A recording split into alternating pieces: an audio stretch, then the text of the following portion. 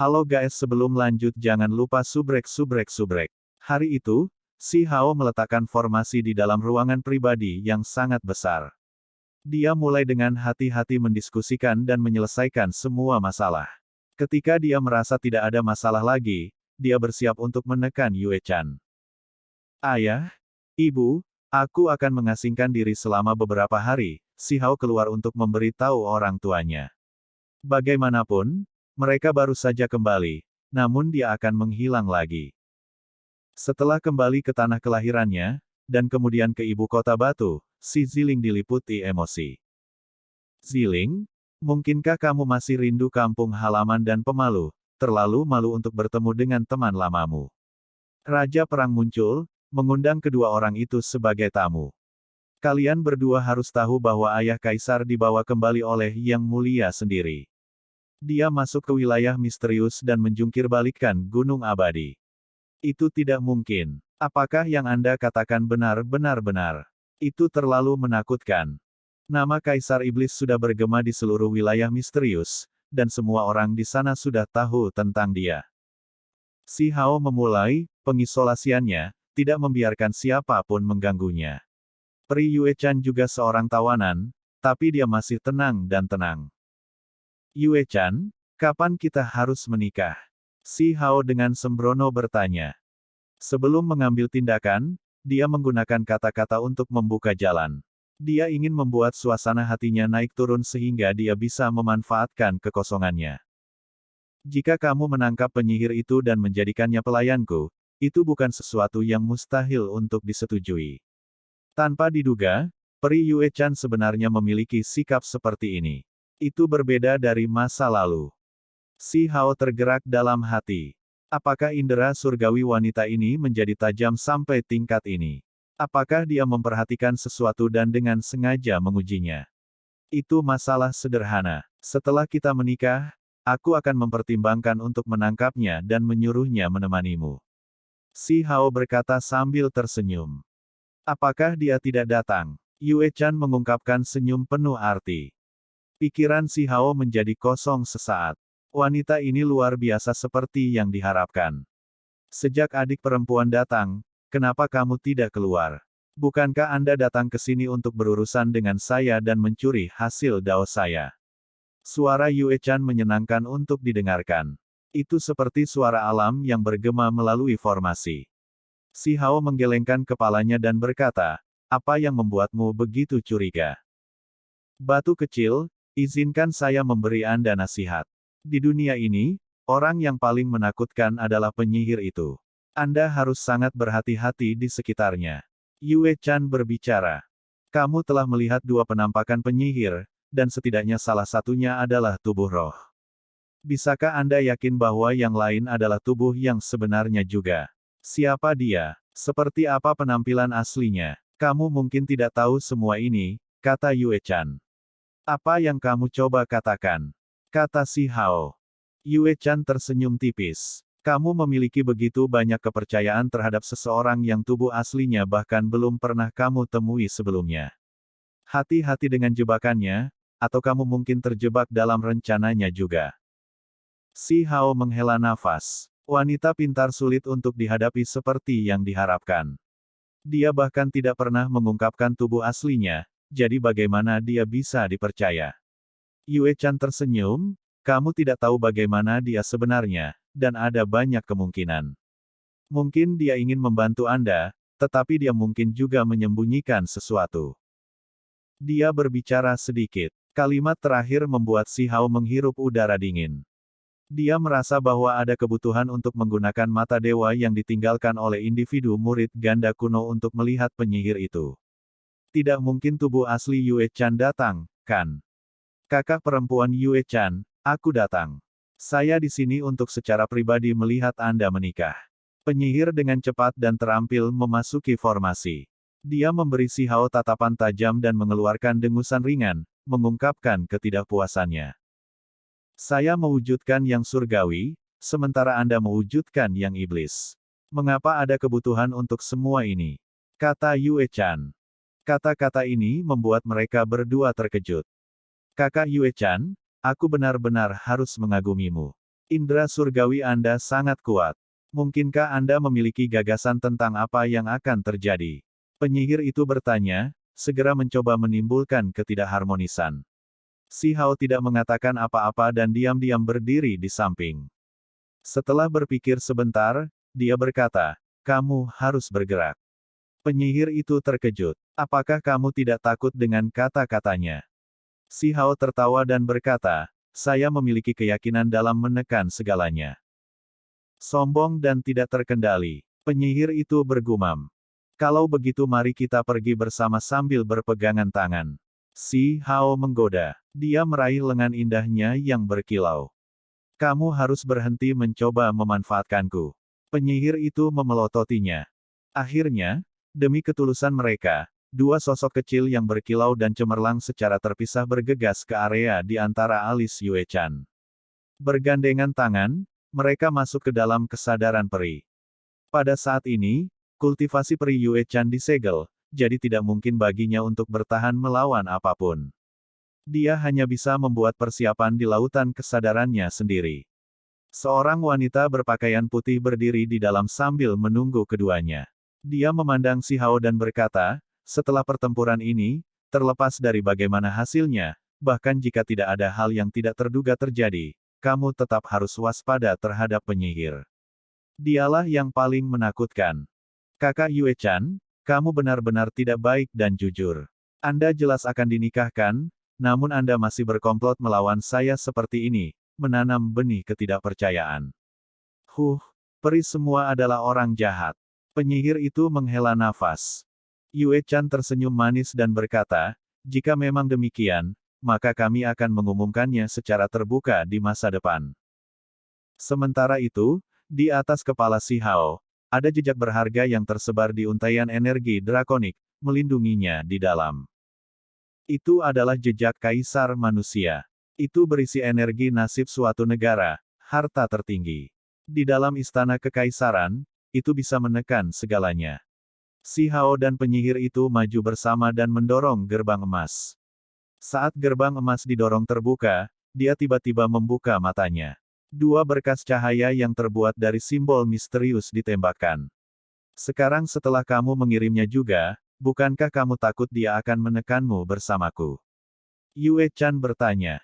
"Tidak takut." Si Hao memiliki kedua tangannya di belakangnya. Jejak kaisar di atas kepalanya menyebarkan untaian energi drakonik. Seluruh tubuhnya menjadi sangat kabur. Mengganggu. Kenapa dia tidak memberi kesempatan pada orang lain saja? Penyihir itu tidak senang dan kesal. Dia menatap Si Hao dan melihat jejak kaisar manusia di atas kepalanya. "Mengambil tindakan," kata Si Hao. Pada saat berikutnya, di dalam lautan kesadaran yang berkilauan ini, pertempuran besar meletus. "Bukankah kamu mengatakan bahwa itu bahkan bisa menyegel dewa?" Si Hao bertanya. Senyum penyihir itu sangat cemerlang. "Ini hanya membuktikan bahwa asal-usulnya luar biasa. Jika kita menangkapnya, kita pasti bisa mendapatkan manfaat yang luar biasa." Si Hao terus-menerus mengirimkan surga yang menghubungkan energi pedang yang meretas ke arah Yue Chan. Seekor naga sejati muncul, melingkari tubuh Yue Chan. Itu mengangkat kepalanya dan meraung ke arah lapisan ke-9 surga, memusnahkan semua energi pedang. Penyihir itu melantunkan mantra. Kelopak bunga yang berkilauan berkibar satu demi satu, mengelilingi area di depannya dan menenggelamkan Yue Chan. Sebuah hong terdengar. Di sebelah peri yang tak tertandingi itu, seekor phoenix abadi muncul. Yue Chan ini melampaui ranah kultivasi aslinya. Dia tidak mudah untuk dihadapi. Peri Yue Chan bersinar. Seluruh tubuhnya melepaskan garis demi garis rantai surgawi seolah-olah dia adalah dewi paling suci di atas surga ke-9. Situasinya sangat tidak menguntungkan. Kekuatannya melebihi semua harapan. "Kakak, latar belakangmu misterius. Namun, manik penekan dewa adalah harta tertinggi kuno. Tidak ada gunanya bahkan jika kamu berjuang," kata penyihir itu. Dia mengungkapkan teknik misterius dan mengaktifkan manik-manik batu ini. Si Hao terkejut. Untungnya, dia masih memiliki kartu truf di tangan dan tidak takut penyihir itu berbalik padanya. Menyerang. Penyihir itu mentransmisikan suaranya ke Si Hao.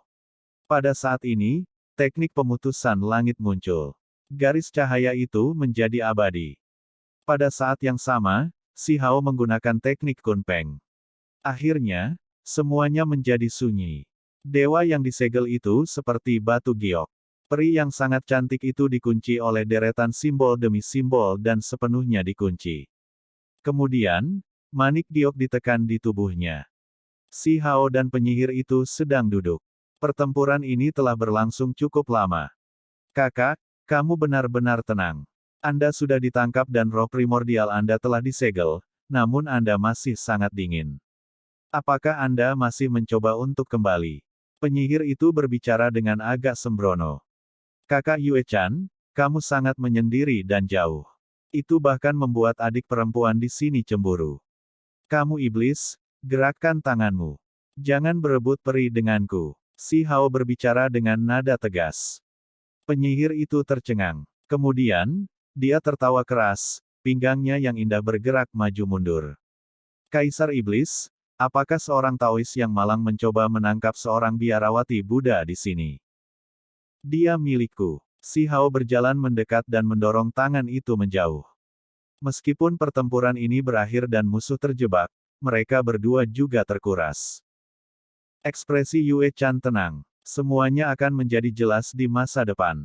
Kata-kata ini diucapkan untuk didengar keduanya. Kemudian, dia memandang Si Hao, dan seolah-olah dia memperingatkannya, dia berkata, kamu menari dengan keberadaan yang paling berbahaya. Kakak, kamu tidak boleh berlebihan. Tidak ada gunanya mencoba dan menghasut ketidakharmonisan sekarang. Segera setelah itu, dia mencubit wajah cantik Yue-chan, dan kemudian sambil menopang dagunya, dia berkata, terasa cukup menyenangkan. Berangkat, itu istri saya. Si Hao membawa Yue-chan dan kemudian mundur, tidak membiarkan penyihir itu melakukan apa yang dia inginkan. Kamu benar-benar tidak punya hati nurani. Tidak peduli bagaimana Anda melihatnya, istri Anda ini masih ditekan dengan bantuan saya, jadi Anda harus membiarkan saya memilikinya selama beberapa hari, kan? Penyihir itu tertawa dan berkata, tidak mungkin. Bagaimana bisa istri seseorang dipinjamkan? Bahkan tidak memikirkannya. Si Hao dengan tegas menolak. Tubuh seperti batu giok kakak yang lebih tua sangat tegang. Apakah itu kegembiraan? Penyihir itu tertawa terbahak-bahak. Jangan bergerak sembarangan. Si Hao pindah dengan peri di sisinya. Apakah kamu tidak ingin menekannya bersama? Tubuh roh lembut tidak jauh berbeda dari tubuh asli. Gelombang, energi, harum bertiup melawan tahun-tahun Si Hao. Yue-chan berbicara dengan lembut, menyuruhnya mengambil tindakan dan menekan penyihir itu.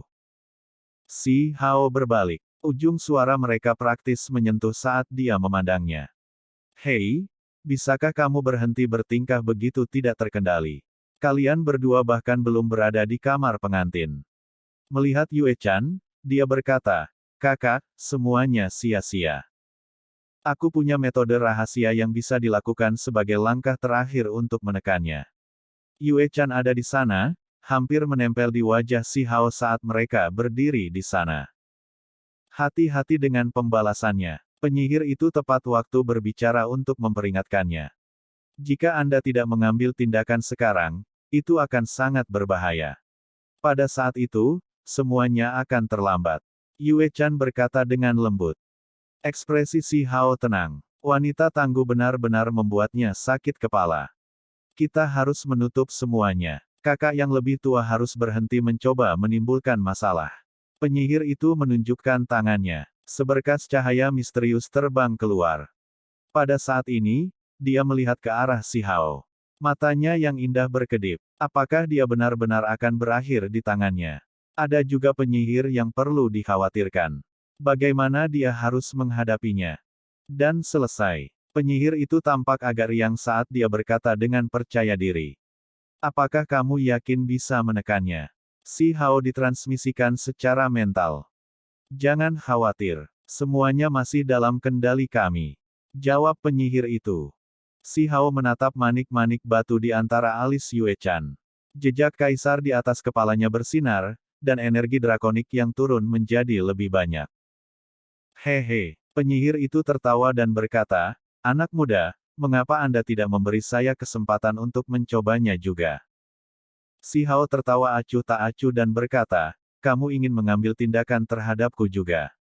Di atas kepalanya, jejak berharga itu lembab dan bercahaya. Wajah penyihir itu tampak seperti keluar dari gambar, menjadi semakin cantik dan memikat. Manikku benar-benar harta karun tertinggi kuno dan bukan barang biasa.